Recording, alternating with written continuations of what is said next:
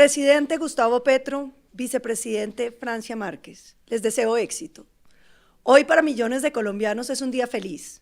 Esta elección les llena de esperanza. Se sienten finalmente representados. Por ellos me alegro y por ellos de corazón espero que satisfagan sus anhelos.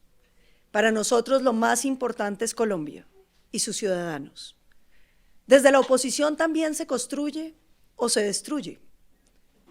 No queremos ser una oposición como la que sufrimos, apostándole al fracaso del gobierno para hacerse viables. Queremos ser serios, propositivos, respetuosos con las personas, pero firmes y francos con los argumentos. Hemos construido y seguiremos aportando. El centro democrático se constituye como la oposición democrática. Somos muy pocos en el Congreso, pero sabemos que millones de colombianos esperan de nosotros capacidad y efectividad, y ese es nuestro compromiso. Seremos vigilantes para denunciar la corrupción, esa que con impostura de superioridad moral ustedes le endilgaron a sus adversarios, esa misma que comparten ustedes y sus aliados políticos. La corrupción no tiene partido ni ideología. No hemos sido complacientes con la corrupción y no lo seremos. Hoy también millones de colombianos nos sentimos con incertidumbre y miedo. Presidente Petro, usted hoy es el presidente de Colombia. Usted decidirá si sigue el camino de ignorar media Colombia, su capacidad de escuchar y conciliar, de entender y comprender, de incluir, determinará este nuevo rumbo. Tenemos reparos sobre muchos temas, por eso quiero hacer algunas reflexiones en torno a nuestra Colombia, el país de todos. Se ha prometido el cambio, y claro que Colombia requiere profundas transformaciones, pero también es cierto que el camino de nuestra dolida nación ha sido conducido en general de manera acertada. El gobierno entrante trae el impulso de una juventud impetuosa y deseosa de ver esos cambios, ansiosa de que se superen los males que atormentan a muchos colombianos, la pobreza, la inequidad, la falta de oportunidades, la violencia. En esos propósitos coincidimos, pero diferimos en cómo conseguirlos.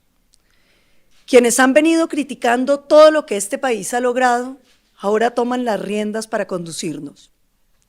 Las redes han dado la impresión de que basta una opinión para creer que se tienen soluciones, basta una protesta para sentir que se ha actuado, bastan las intenciones para lograr las cosas.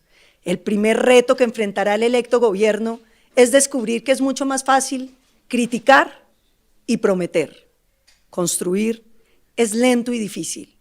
La idea del cambio feroz y ágil es seductora, pero la historia del mundo, y no solo la de Colombia, muestra que los cambios, los grandes cambios, se hacen con la delicadeza del ajuste sobre la que ya tenemos y hemos construido.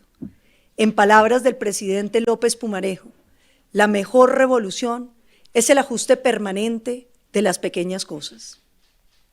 Un país solo avanza si es capaz de conocer lo que ha construido. Los gobiernos que optan por acabar lo que existía antes de su llegada terminan no solo incumpliendo sus promesas de mejoras, sino debiendo incluso aquello que despreciaron. Pensará alguno que me escucha que queremos defender el statu quo, y es todo lo contrario. No se gobierna un país sin memoria, sin reconocer sus esfuerzos colectivos previos, sin darle credibilidad a muchos que antes han tratado de hacer lo correcto, si no se confía en que la nación, en su democracia, ha tomado las decisiones posibles. No se gobierna bien un país cuando no se entiende que la adversidad política es solo sobre las ideas, no debe trascender a las personas ni a sus obras. El primer y más urgente esfuerzo de Colombia tiene que ser para superar la pobreza. No es aceptable que un país de ingreso medio pueda tener pobreza extrema. La preocupación por la pobreza nos une, nos duele. La sociedad debe estar cohesionada y nadie puede estar olvidado. Por eso son fundamentales los subsidios que impidan que algún colombiano pase hambre. Pero los subsidios que no están acompañados de políticas económicas son un engaño. La única forma real y estable de superar la pobreza es el crecimiento económico y el compromiso del Estado de fomentar una economía fraterna, que no enfrente el trabajador con el empleador, sino que los entienda como un dúo capaz de generar la transformación social y el crecimiento para todos. Por eso pedimos que sean precavidos con la reforma tributaria. Esos subsidios deben apuntar a ser temporales, mientras logramos la inclusión en la economía de todos los ciudadanos y guardar estricto apego con las realidades fiscales de nuestro país. Excesivos impuestos alejan las empresas, pierden nuestro país 2 veces, dejan de tributar lo que tributaban y dejan de generar empleo. Cuidar el sistema productivo debe ser una misión de todos los gobiernos que pretendan superar la pobreza. Entender el delicado equilibrio entre los impuestos y la productividad y reconocer el peso del sinnúmero de trámites que ahogan a los emprendedores y a los empresarios. Démosles oxígeno para que ellos de las manos de sus trabajadores nos lleven a la economía inclusiva que todos queremos.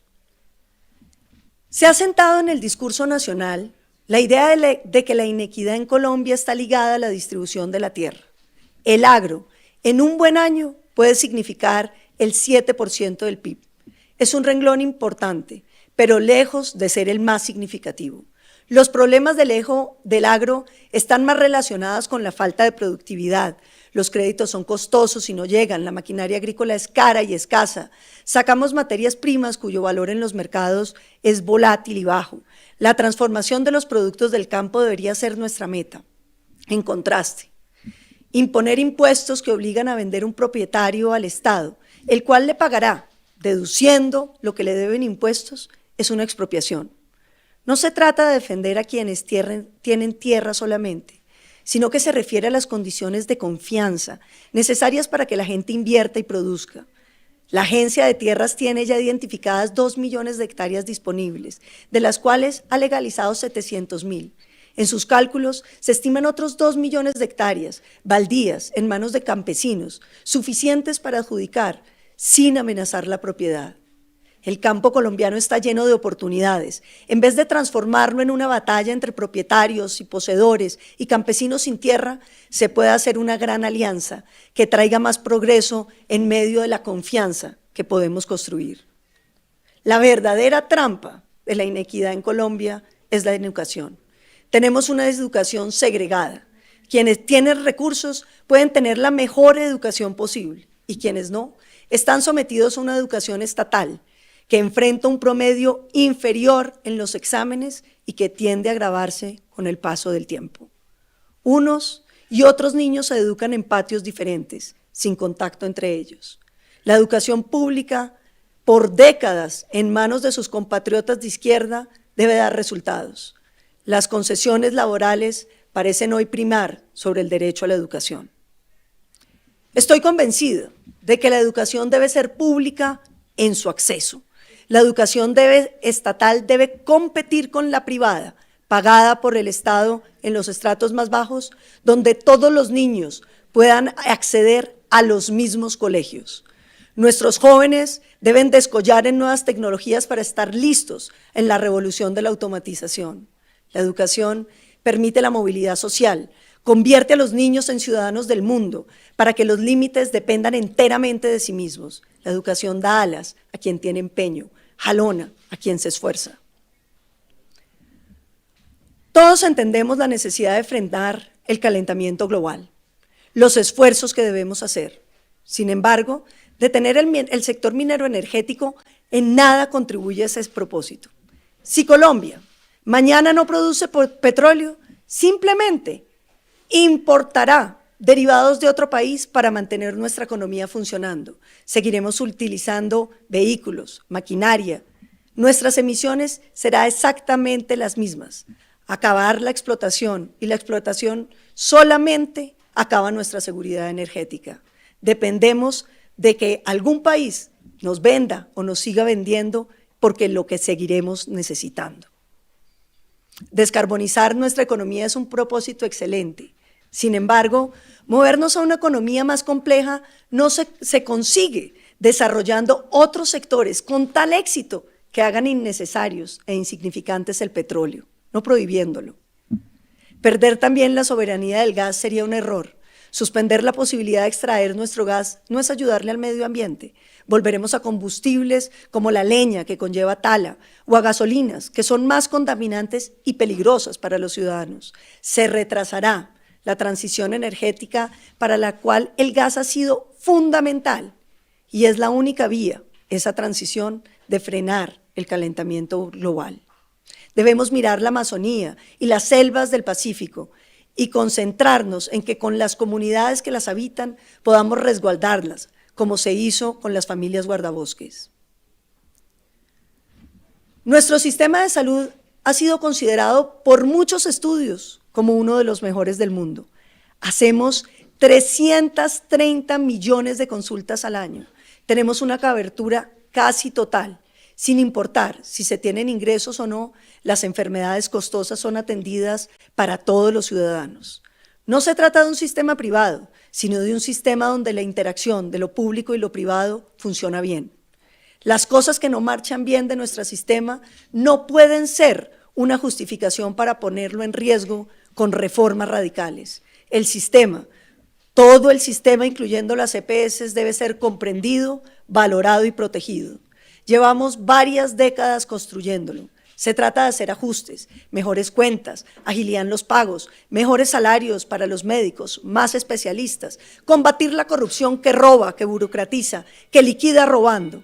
Para aumentar la salud preventiva no necesitamos desmontar el sistema, podemos, por ejemplo, complementarlo con los recursos que hoy tienen a disposición las ARLs. Los sueños de un nuevo seguro social estatal son una pesadilla para quienes lo vivieron.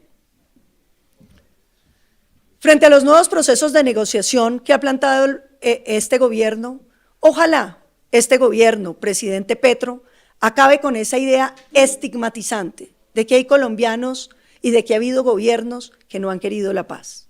Partamos de lo real. Todos los colombianos queremos la paz, excepto aquellos que con sus armas generan violencia. Todos queremos la paz, pero estamos en desacuerdo sobre cuál es el camino para conseguirlo. Negociar con los violentos no es una fórmula de este gobierno, todo lo contrario. Ha sido una receta tradicional de muchos gobiernos en Colombia y no funciona. Lo que hoy tenemos en Colombia es una costumbre. Los grandes criminales tienen posibilidad de negociación con los gobiernos que les garantizan impunidad y que si son de izquierda se les da representación política. El narcotráfico y las otras economías ilegales continúan. La delincuencia se reemplaza por otra que toma el control del negocio y que termina generando la misma violencia. Lo vivimos con las desmovilizaciones de los años 80, lo vivimos nuevamente en los acuerdos de La Habana. Solo las sanciones dan el mensaje del que el crimen no es un camino aceptable. La justicia, además, facilita el perdón. La impunidad y el premio a la criminalidad solo la fomentan. La ruta de la justicia podría conquistar la anhelada paz para Colombia. Frente al narcotráfico, el país no admite más indecisión ni paños de agua tibia. Hay dos caminos: el camino de la legalización y la regularización de la cocaína. Pero atención, este no depende solo de nosotros. No parece viable ni que los Estados Unidos ni la Unión Europea legalicen la cocaína, por lo menos en el corto plazo. Y mientras ese sea el caso, debemos combatirlo frontalmente. Vale la pena, eso sí, presentar ante los países consumidores cuentas claras sobre la sangre derramada y el costo financiero y exigirles que enfrenten el consumo en sus territorios. Finalmente, la diferencia más honda, la más sensible con el nuevo gobierno es nuestra comprensión de lo que ha vivido Colombia. Pretenden imponer una verdad sobre el llamado conflicto armado, donde según la Comisión de la Verdad, la violencia en Colombia tiene tres responsables: el paramilitarismo, la guerrilla y el Estado. En la Colombia que a mí me tocó vivir, con mis ojos pude ver cómo el narcotráfico lleno de recursos alentó violencias paramilitares, guerrilleras, delincuentes comunes. Con esos gigantescos recursos amenazaron nuestras instituciones y fue el valor y el amor por Colombia de las Fuerzas Armadas con lo que logramos disuadirlos de su propósito de conquistar el poder por la violencia. La seguridad es un valor democrático sin el cual todos los demás derechos se desvanecen. La seguridad es un deber del Estado. El Estado está en la obligación de garantizarle la seguridad a cada colombiano. Sin ella, las violencias proliferan y se deslegitima el Estado. Los policías y soldados de nuestra Colombia han estado enmarcados por el respeto a la Constitución. Los crímenes atroces cometidos por algunos miembros de nuestras fuerzas merecen todo el reproche y señalamiento, además de la judicialización ejemplar de los responsables. Pretender que esos hechos aislados al proceder general de nuestras fuerzas manchen la victoria sobre la ilegalidad no es solo injusto con el sacrificio de las miles de vidas inmoladas de nuestras fuerzas, sino también con la verdad. No puedo entender tanta generosidad con la criminalidad, el narcotráfico, la corrupción, la delincuencia y esa de cuenta de cobro costosa e infundada con las Fuerzas Armadas. Las Fuerzas Armadas de Colombia son de todos y de cada uno de los ciudadanos. Son hombres y mujeres con padres e hijos que todos los días se esfuerzan por enfrentar la violencia torpe y ciega que pretende acabarlo todo. Esta no es la primera vez que usted gobierna, presidente Petro. Usted fue alcalde de Bogotá. Tampoco es la primera vez que gobierna la izquierda. Colombia ha tenido muchos gobernantes de izquierda. Esta es la primera vez que alguien perteneciente a una guerrilla de izquierda ocupa el poder como presidente. Esta debe ser la prueba irrefutable de que nuestras instituciones y nuestras Fuerzas Armadas han cumplido con todas sus imperfecciones en mantener a Colombia libre, pluralista y democrática. Presidente Petro, esta democracia, esa que usted desafió un día, nuestra democracia es la que hoy le permite ser presidente de Colombia. Su compromiso debe ser defenderla al lado de nuestras instituciones y nuestras fuerzas y seguir conservándola para que otros después puedan ser elegidos por la sola voluntad del pueblo. Este barco amplio y diverso, este barco donde vamos los de izquierda, los de derecha, los de centro, este barco en el que vamos todos ha surcado océanos de dificultades que no cesarán.